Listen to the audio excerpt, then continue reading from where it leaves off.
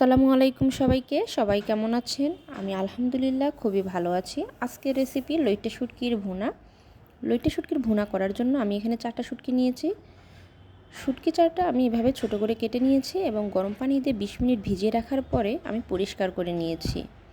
তারপরে আমি শুটকির মাঝের যে কাঁটাটা সেটা আমি ফেলে দিয়ে নিয়েছি এবং লইট্টা শুটকি ভুনা করার জন্য আমি এখানে মাঝারি সাইজের 2টা পেঁয়াজ কুচি করে নিয়েছি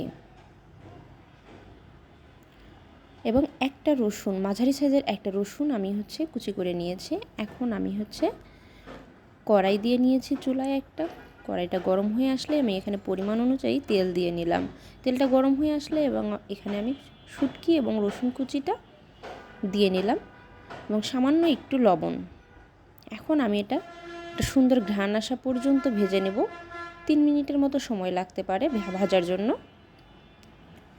শুটকি এবং রসুনটা আমার ভেজে নেওয়া হয়ে গেছে। এখন আমি এটা নামিয়ে নিব।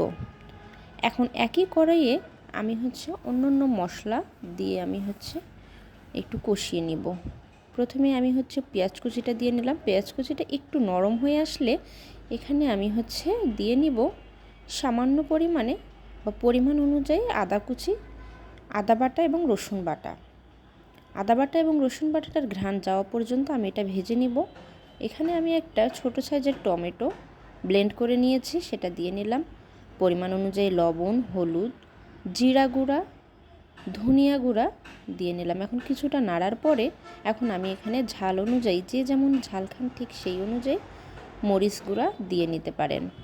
তো আমি মশলাটা 5-7 মিনিটের জন্য কষিয়ে নিয়েছি। এখন আমি এখানে ভেজে রাখা শুটকি এবং রসুনটা দিয়ে নিলাম। শুটকিটা আমার ভেজে নেওয়া হয়ে আসলে এখানে আমি 3-4টা কাঁচামরিচ কুচি করে দিয়ে নিলাম। তো এভাবে আমি লইট্টা শুটকিটা ভুনা করে থাকি। আপনারা অবশ্যই একবার এভাবে ট্রাই করে দেখবেন। কেমন লাগে অবশ্যই আমাকে কমেন্ট করে জানাতে ভুলবেন না।